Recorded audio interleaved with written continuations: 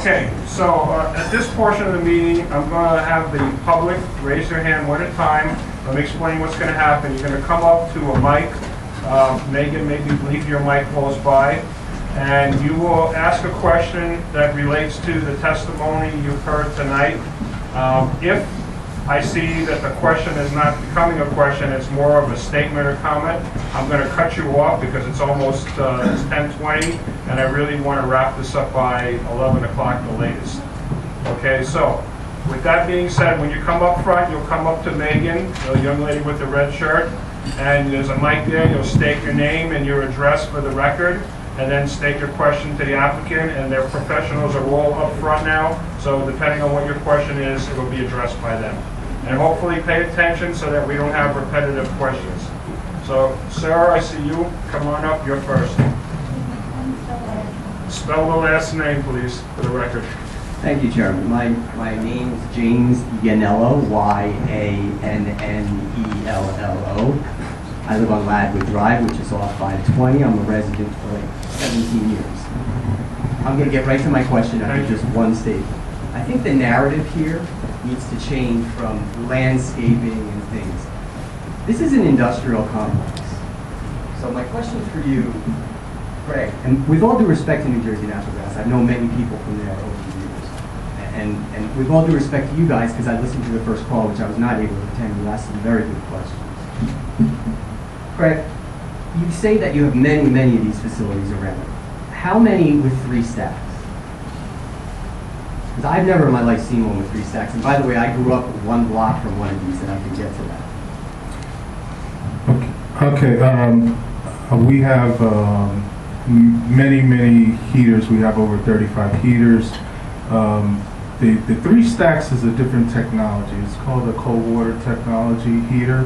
We have units that have 4 stacks. We have 2 stacks. We have 3 stacks, depending on the size and the capacity. There are different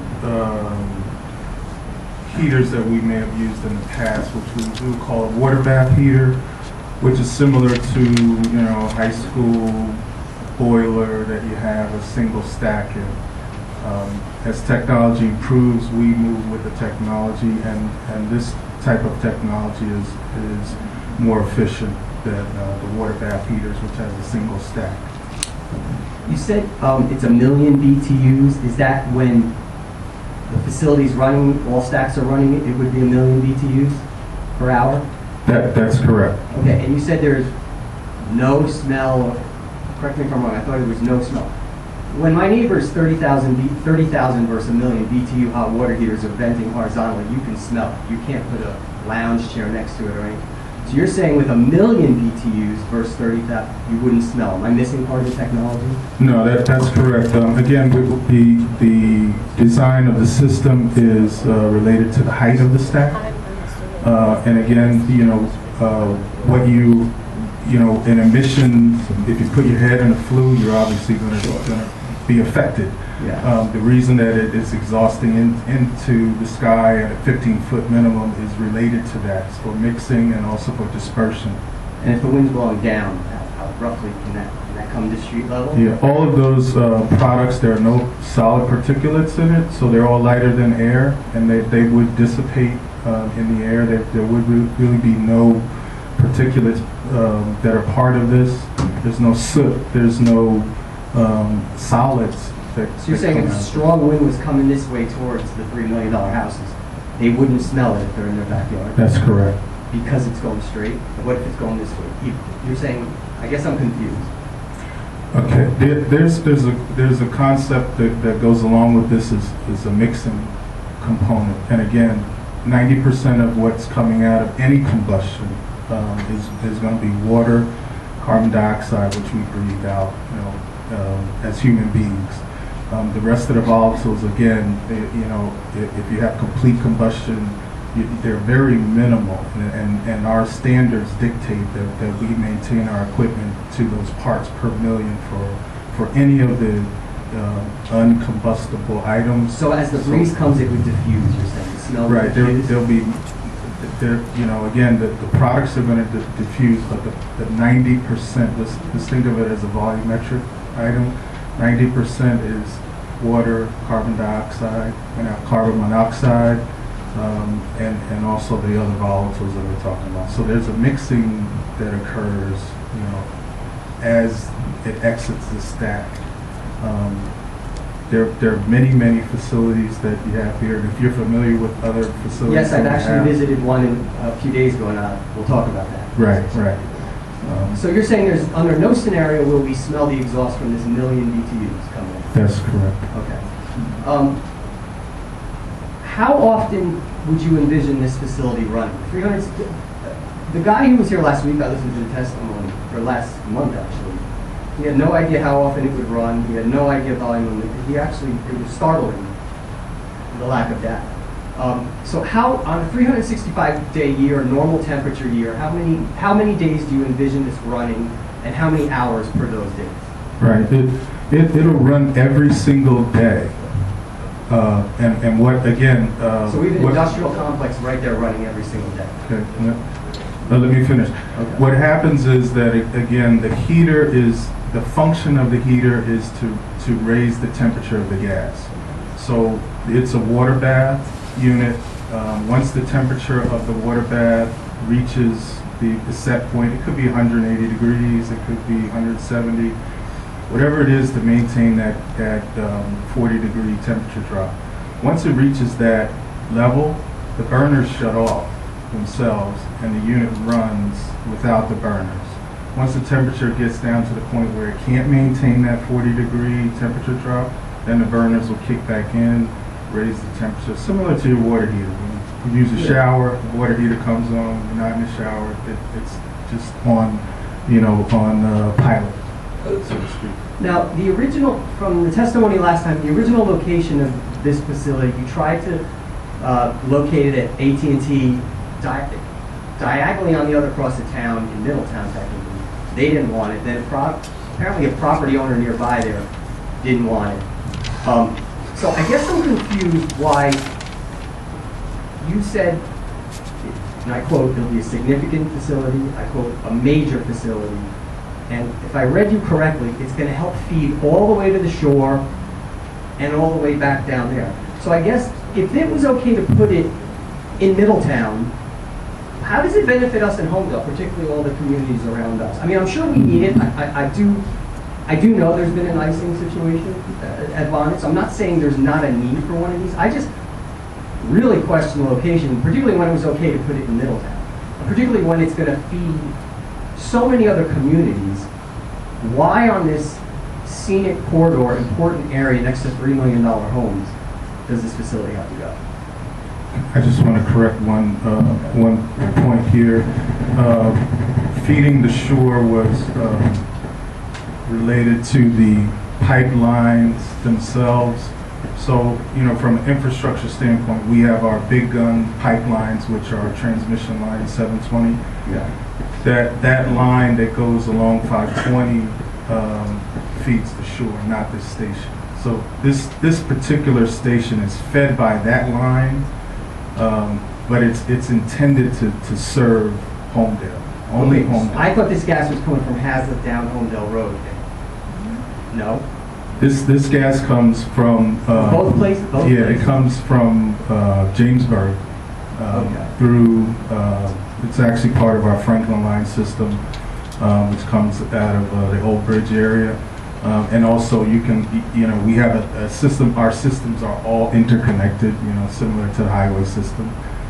So there is the line that goes up Holmdel Road does tie into 36, which feeds that particular system. So the process, the heated gas here, it first comes from Jamesburg, and then is it going to go up Holmdel toward Hazlitt, or no? What's the connection with that? Right. So there's two scenarios here. The station's function is what we're talking about. Yeah, we heat the gas. Right. Yeah. The station is only feeding Holmdel Road and the vicinity of And how could it Holmdel. be located in Middletown? That the original spot was located in Middletown. That system, I'm not sure exactly where that is. I'm not sure who. It's very far from. But In other words, but this let's- facility was first proposed to be built on the border of Middletown. Mhm. Yeah. That was in the testimony. Are you Mark? Yeah, okay.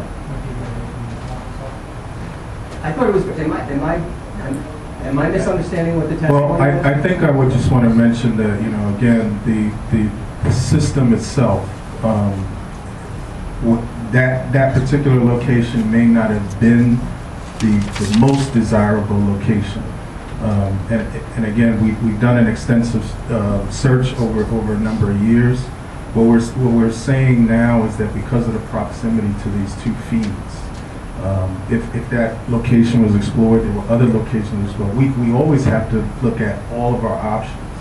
And so as a company, it's our due diligence to look at all the possibilities because we don't want to be in a residential area. We do not want. No, I understand you don't want to be here tonight. I respect that. Well, we don't want to site in a residential area, so we're looking for more of an industrial zone area. And that's a key, and with all due respect, that's a key distinction here. We had a piece of farmland. We were gracious enough. Is this a question or a statement? Cutting you off. I think it's key, Chairman. We need to, look, it's 10:30. There's a lot of people out there. I want to give everybody a chance. Okay, I think my questions are actually really relevant. We'll all defer our time to him. The point is, we were gracious enough to allow the solar farm in, which built a sprawling solar farm. We were told a beautiful berm and lots of trees. With all due respect, it's about the skimpiest landscaping job I've ever seen, and most people in town laugh about it. And now, with all due respect to the Korean company, we love Koreans, I love Korean products. We'll take the lease payments on this, and how much is the lease payment per month? This is an easement. This is an easement. I had discussed that at the last hearing, and I actually, it isn't a monthly payment. It is a one block payment. It's my understanding, but I do not know the price. You don't know the price? I didn't negotiate the easement, no. Well, I would think for the record, we would want to know what the price is of this. Okay, I'll move on to my question. It's not relevant. What? Okay, guys, okay. Okay, if you don't think that's relevant, okay. Let's continue with the I'll questioning, continue please. with my question. Okay, so I grew up next to one of these, and I had some very unfond memories of, in fact, I compared it with my friends the other day. And maybe the technology's changed, they vent differently, they often smell, they often have things. So I said, you know what, it's been a while, let me go visit one. So the other day, I drove down to your Lincroft one, and first of all, I parked at the BP, and I strolled over, and took some video, took some pictures. What was most amazing is I was there 20 minutes. I could have had my way with that facility if I was a terrorist. No one had any idea, no cops came, nothing. Do you not have video cameras on these at all? No, there are no video cameras there. Okay, my kid has a $200 GoPro and can see things on her watch. I'm shocked that the company does not have video cameras on these things. But more importantly, and I'd like to submit this for the record, this facility... Why don't you explain what you can show to the Sure, applicant? this is the facility in Lincroft. And this may just be insulation or something like that, but it's in hell of condition. Insulation's falling off, it was billowing in the wind, pulling up against power lines, hitting valves. Here's a close-up. Is it the same type of facility? All right. Okay, for the record, we need to straighten it out, straighten things out. Can you mark which one he's referring to? This And is then the first tell us one. what these are. This is, Wait, correct me if I'm wrong, one of your regulators. Sir, just wait until she marks it so you can say A, whatever it is, or not. It's not going to be A, it's going to be O1? O1. This is the condition of this regulator station. So who took the picture? and when I did took you the take it? picture. Again, I was there 20 minutes, I could have popped the When red, did you take them? 2 days ago. Where is it in relation to these pictures? You could park at the BP and walk out of your car, it's right there. Okay, so describe the pictures and tell us what number it is. So Well, I'm not an expert on these things, but this thing is pretty banged up. I don't know what caused it, but there's parts of the heater falling off, and this is a regulated utility that's paid to spend money and earn return on investment. So apparently, no one's doing the job on this one. So what's the question for that one? The question is, why should we trust that you would build this, quote, significant, quote, major facility in this part of town, in our town, when this is the condition, and this is the stack, rusted, banged up. This is the, no offense, this is the condition of this facility. And by the way, the landscaping outside of it was a mess. There was garbage nearby it. There's no cameras. I mean, I think this is a joke. So I'd like to submit these three for the record. Is there a question? The question is, what's your how can we trust this facility to be built by us if this is a condition of a facility right down the road? And can we request the specific? All right, wait, can we let him answer that question Yeah, sure. first? What is the question? The question is, how can a facility like that be in that shape? I didn't see the photos, but, where, This was the Lincroft, right near the BP?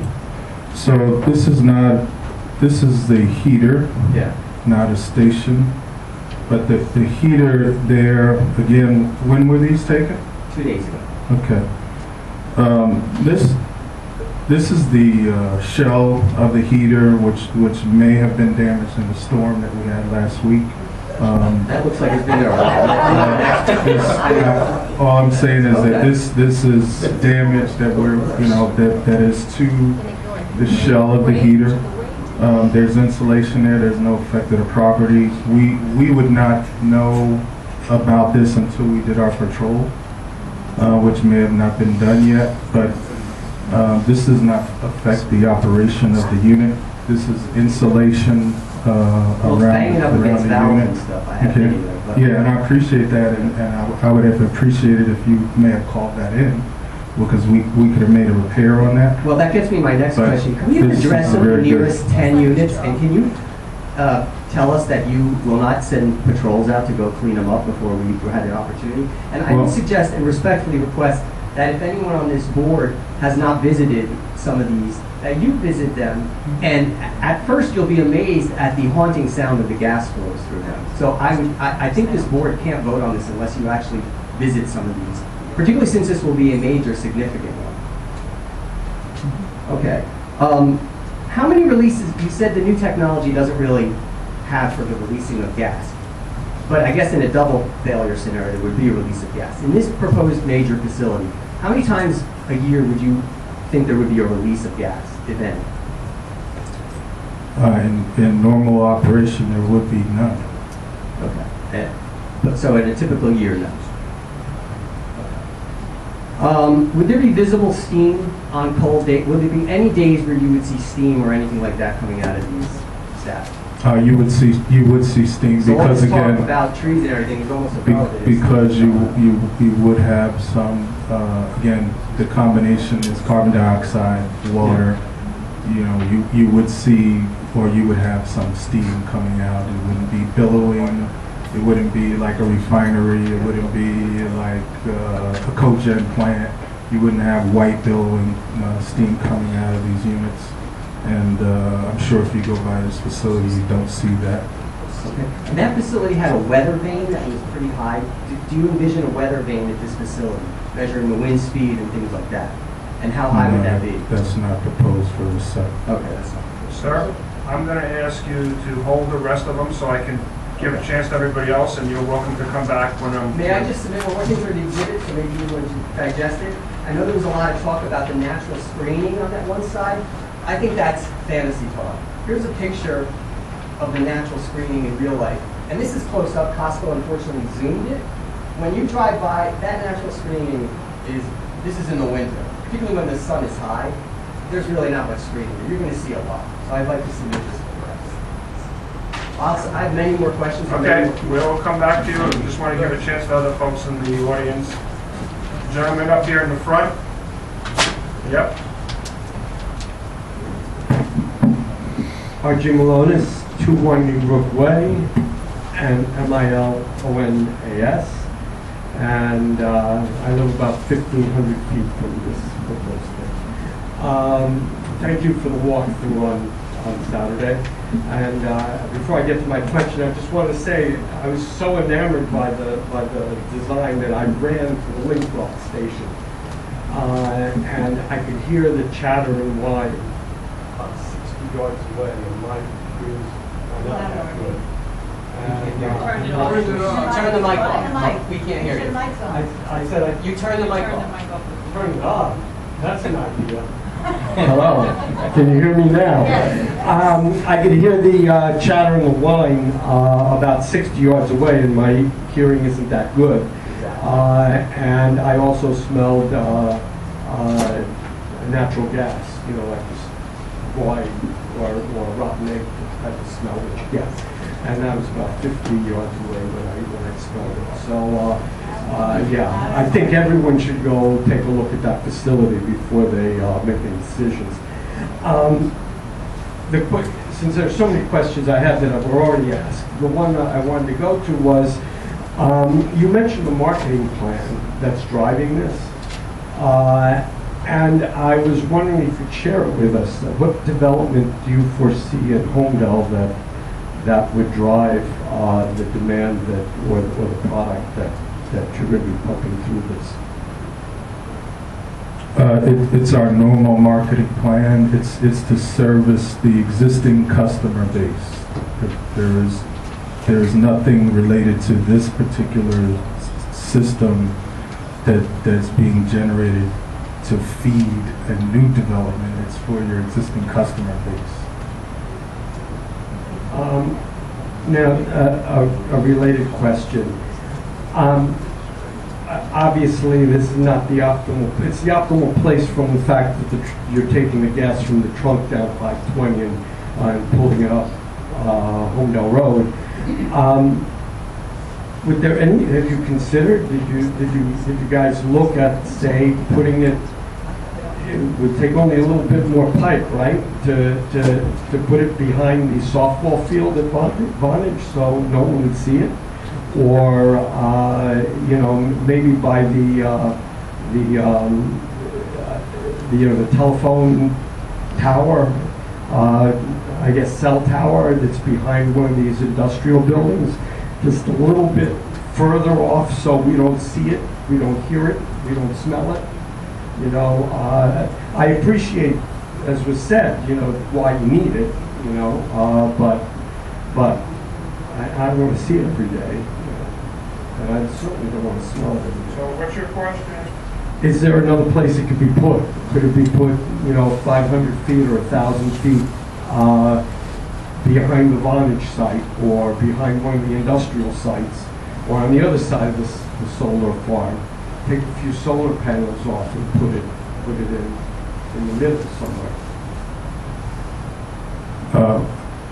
In my original testimony, I did mention that, you know, the proximity to the transmission line is very important for the facility. So putting it thousands of feet away is kind of counterintuitive for. Why is it important? I think that, is it the cost, or is, Excuse me. why is it important?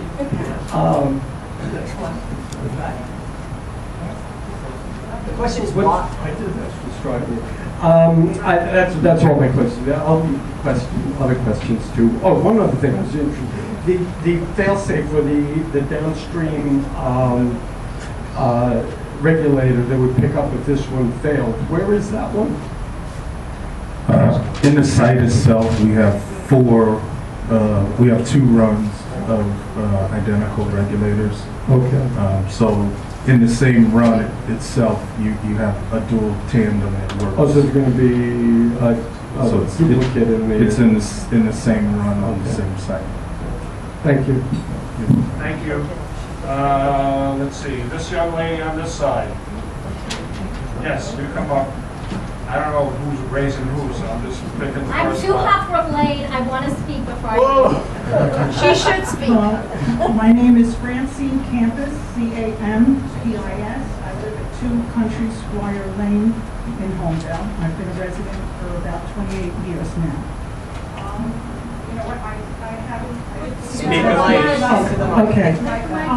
I would say, what I see here as far as building, improving on the berm and everything, that's very admirable.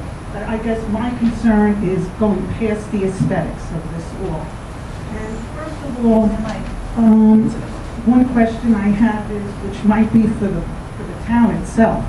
About a month ago, we had a fire in a residence on Cannon Lane, and we couldn't put out a residential fire because the fire protection wasn't adequate in this part of town. Now we've got what it sounds to me like an industrial type of operation going on that has no cameras. If a fire starts there, are we prepared to put that fire out before it becomes a disaster? And that could just be a car, not even getting past your berm, but going exploding, and that's gasoline, okay? I don't think we're prepared for it at this end of town. The other thing is we keep talking... So what's your question then? My question is, are we prepared for something that we looked, one of the variances is the no environmental impact study needs to be done. Yeah. How can you do that without a study like that, that would take into consideration whether we have fire protection in this part of town in case of an accident?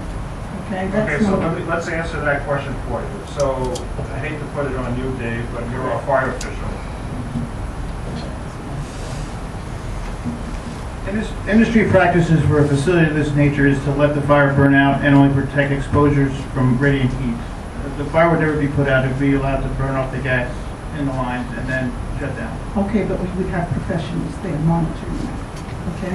Right, I understand that, but Okay, if so you're are we expecting- prepared for that in this town? You're expecting the fire department to put out a fire, they're not going to. Okay, but to have professionals there so they can report to New Jersey Natural Gas, that you better get somebody here because you've got a problem on this site. I don't see that happening. He said they don't have cameras.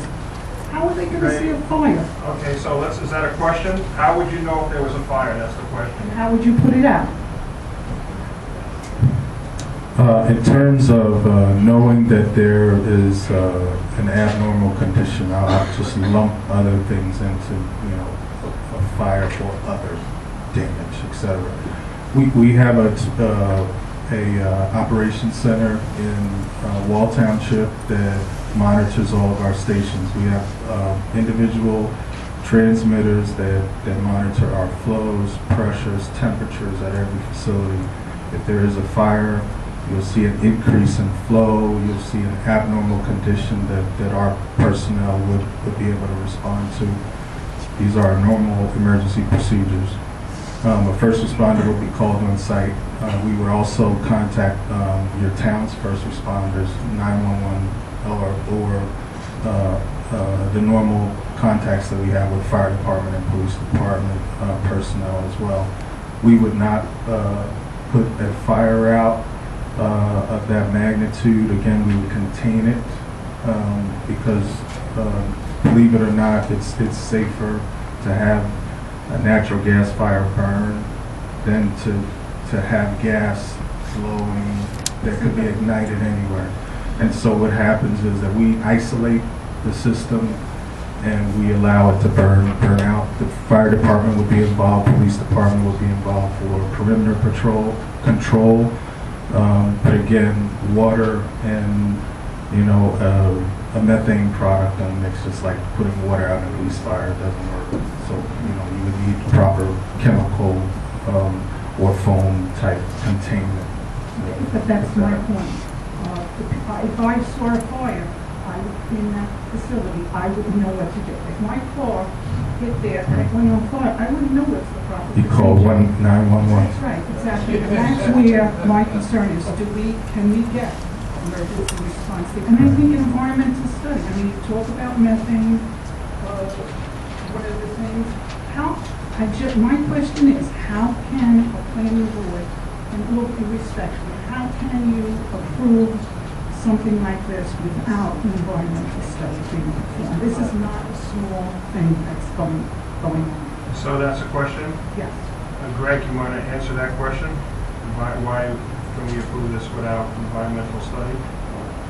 Well, would you? Because it's a variance they're asking for. Maybe you have no intention to. Well, the ordinance is in Holmdel, which enumerate environmental studies and what is to be considered, don't have anything to do with fire protection. Okay, it has to do with emissions, noise, air pollution, light pollution. The ordinance does not require anything as far as putting on fire protection under an environmental impact statement. You may want to do some other type of statement, impact statement to address that, but under the auspices of an environmental impact statement, the ordinance doesn't require that type of detail. Thank you. There's Does that answer your also- question? Well, partly because there is some emissions that are being talked about, and I live in the immediate area, and I want to know, I mean, my house is where there used to be the SS White water tower. When that went up, I'm sure everybody thought it was safe. Now that land is polluted, and it's a piece of trash, nobody Okay, can build on I it. have to cut you So- off a question, otherwise we're cutting this meeting off in So I about 11 just don't minutes. want it to happen again. If a study was done, and I still, because, was done, I feel more confident that there's not something, and I'm not just talking about myself, there's village school not too far away. Question is that are we doing a proper assessment of the environmental impact for this facility? Okay, Megan or Greg, you can answer that question. Well, again, they asked for a waiver to the environmental impact statement, and I didn't have any disagreement with it because the areas that are generally covered in the EIS are wetlands, soil types, steep slopes, air pollution. Those issues have been addressed, so there's no need to submit a formal environmental impact statement. Thank you.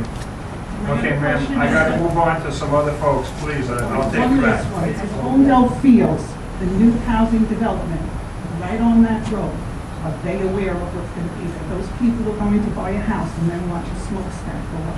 Have they been notified, the developer? Yeah, within 200 feet, everybody was notified of that. Big deal. That's what, the just and then made it. it's in the paper too, that this hearing is going on. Okay, I think that young lady's next. My name is Falguni Patel. I'm the owner of 2 Hopbrook Lane, the house that you guys have pointed out on all your renderings. I have a couple of questions. I don't understand too much about the pollution that comes from this, but there's obviously stuff coming out. From all the facilities you have around New Jersey, has your company actually looked into air pollution to see what asthma and lung cancer cases may be like, or even cancer cases? Does it increase the statistics in those areas? I'd be really curious to see those, considering this is going right in the middle of a residential area.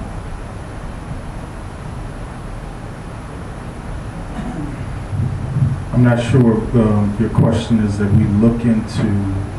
Well, this is an industrial site, and I understand it's not as toxic as other things, but history shows over years, and you have certain sites that have been open since the 50s and 60s you've mentioned.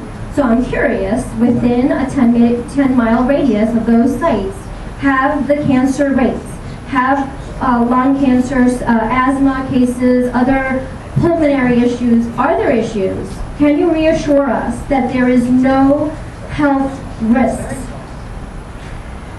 Yeah, as I mentioned in my testimony, all of our facilities are subject to DEP inspection and permitting. I understand that, but I'm all just of those wondering if levels, statistics have been gathered. all of those levels are met, and we're issued a letter of compliance from the DEP for all of our facilities. And so our standard is the government. All right, next question I have is this artist rendering you did. Now this is more of a personal thing. You have from across the street. At what elevation was it done? Looks like it was street elevation. That's my understanding, that's Right, correct. my but I- house is at an elevation of 148.5. That is about a 15-feet difference. So that's an incorrect artist rendering of what it looks like for my house. We didn't prepare an artist rendering Right, of your but house. you created one north side, south side, and then across the street. Across the street, the only thing there is my house. So from across the street, if you're going to give a correct artist rendering, it should be at the elevation of the house, not at the ground level where there's nothing there.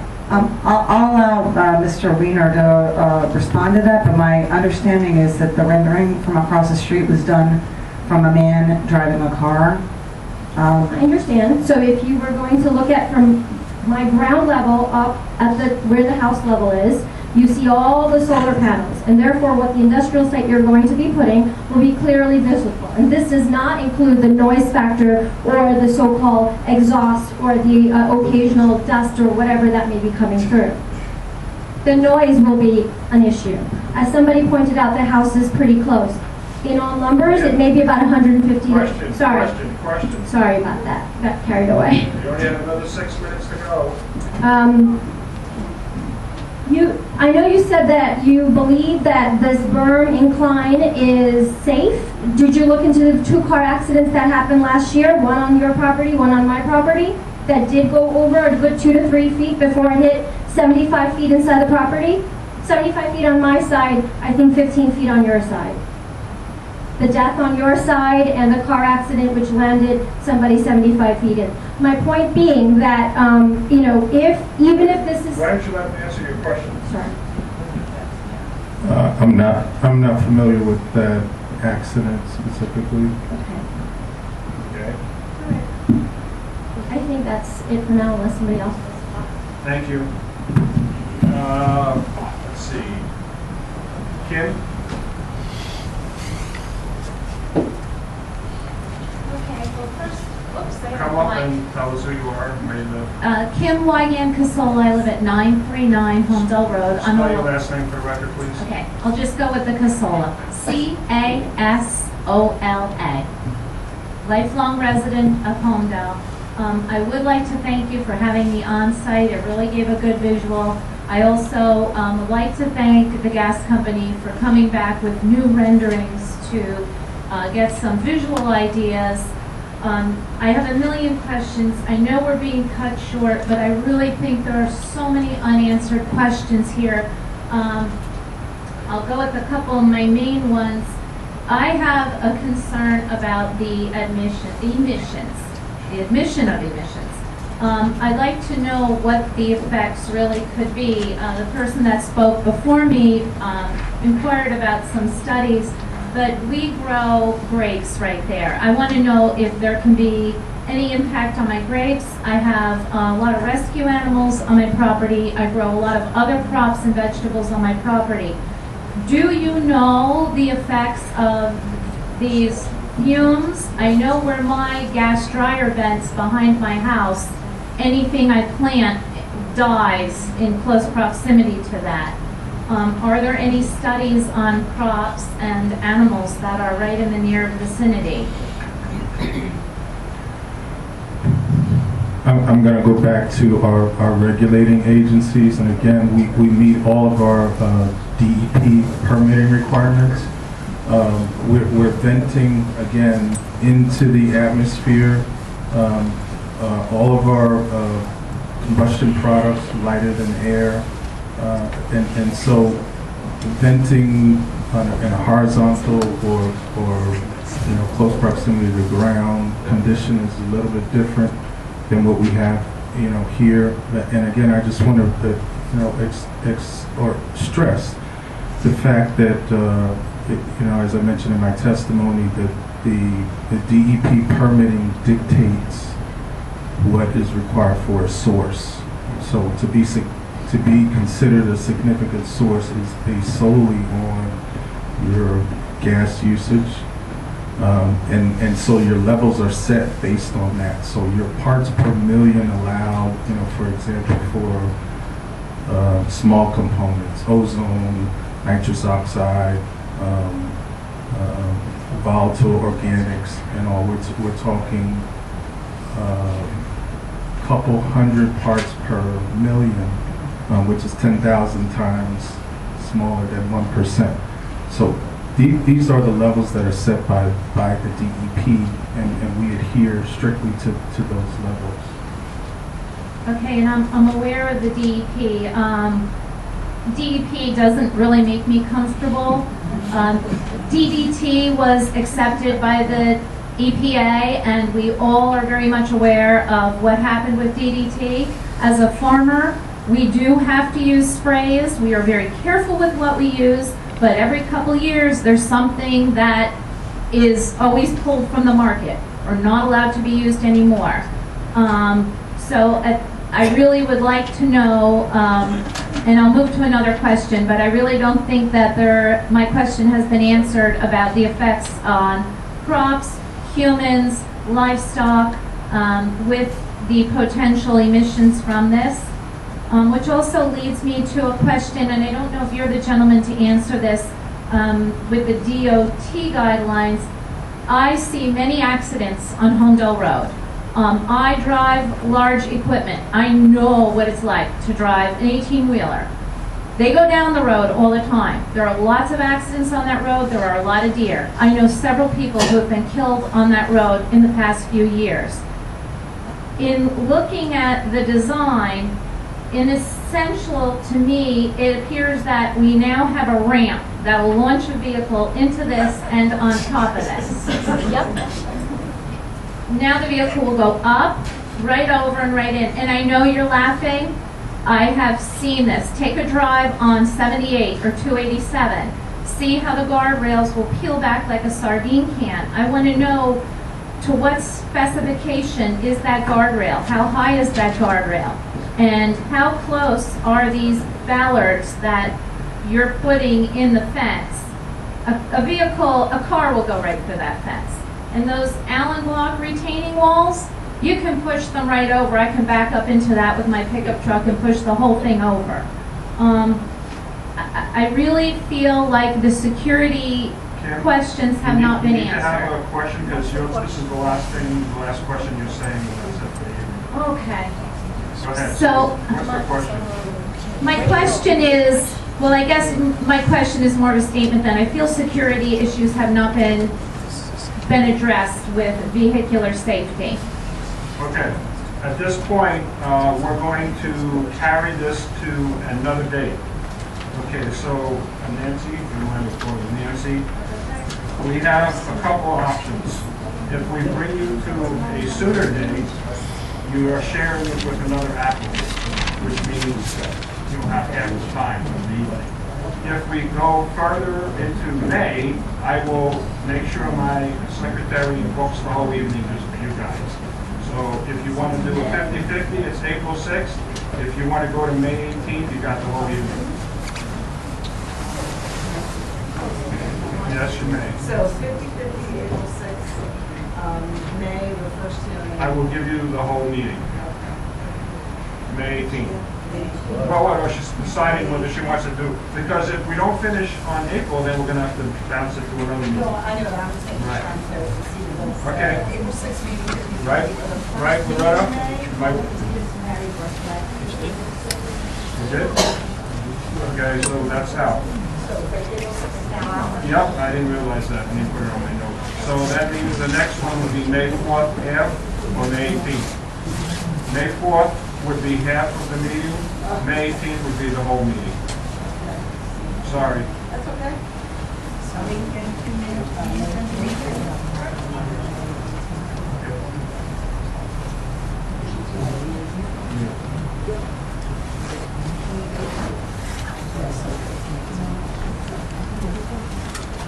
March 16th. Okay, so that would be half a meeting. And Nancy, I just was brought to my attention that on March 16th, you could have half a meeting. I don't think we want to have a meeting. We'd like to respond to the question. Okay, so then we would move it to May, so, If I can also comment, you may want to find out what board members, because I just overheard some people may not be out on the 18th, so that may impact your decision. well, as far as I know I'm here, only one person so far said they may not be here. Or is that a definite? Or you're not gonna be here? No? Okay. So, we're missing, but we're missing a board member that will be listening to the tapes. Okay, so then we'll have a. Provided that he's here. I mean, obviously, we don't know what happens from now to the 18th, so I can't guarantee you. But whatever members are here that are not here tonight will be up to date with the date. So May 18th. May 18th? Whole meeting. Okay, so Loretta, please book May 18th with nobody else, and we will carry this till May 18th without further notice.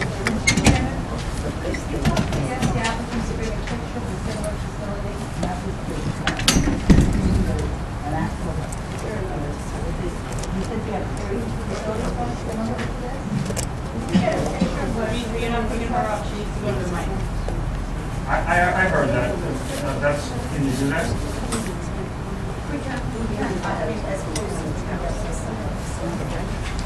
Okay, thank you, everybody.